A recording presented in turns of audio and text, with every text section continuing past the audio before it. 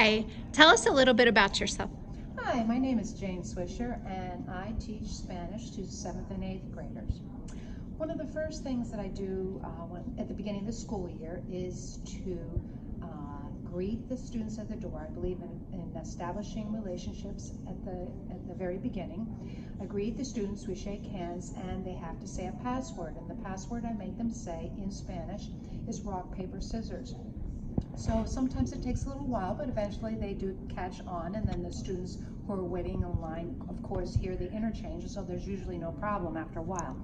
After they've all entered in and then they've come in and sat down, during that class period, I usually do an ice-breaking activity, and it's rock, paper, scissors. So at the end of the 40 minutes, they've learned some words, they've met each other, and I think that they've had a very good beginning to the school year. Hi, tell me a little bit about you.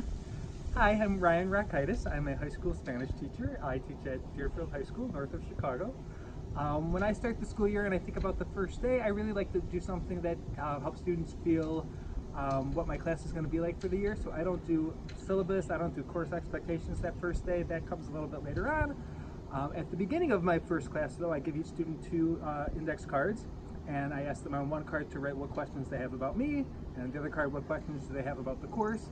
So then the next couple days we go through a few each day to really answer the questions that they have about the course and about me, and then later on we get to the official syllabus.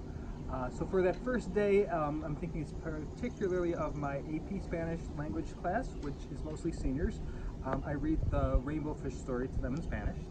So a lot of them have that, the context of the story from having read it in English, but I read that story to them and we pause and talk about all the significance of it and what's the moral of the story. And then for homework, I tell them that they need to think about, just like the rainbow fish takes all his little scales and gives them to the other fish, what do they have to offer? What are their talents, their skills that they can share with the class throughout the year? Then the next day they come in, and online I found a blank rainbow fish template, so they each get a copy of the rainbow fish, and they each share what their contribution is that they have to share with the class, and they have to come up with a color that they associate with their talent or their skill or whatever they have that they're going to share with the class that year, and then we all fill in that color on our blank rainbow fish, so that by the end of class we all have these beautiful rainbow fish representing all the talents and skills that people bring to our class, and then I hang them up on the wall, and we have that as part of our classroom for the year. We do that all in the target language, but it's really about building that community, being in the target language, honoring what they have to share with the class, and all the technical syllabi and course policies that can come a little bit later. That first day I really want to set the tone of what my class will be like for the year. Thank you so much. Tell me a little bit about you. Hi, my name is Katie Lawrence, and I teach Spanish 2, 3, and 4 at Hall High School in Spring Valley. And one of the things I do at the beginning of the year, it's called Persona Especial, and I'm going to do it every Friday, and we're going to kind of take their picture on Friday and have them fill out a little star student type thing.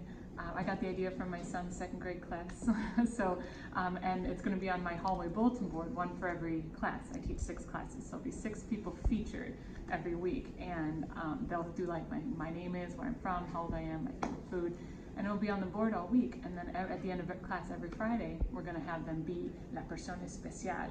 There's a special comfy chair, they're going to have like a sticker, and we're going to interview them with pictures, or the questions will be on the board and we'll talk about them.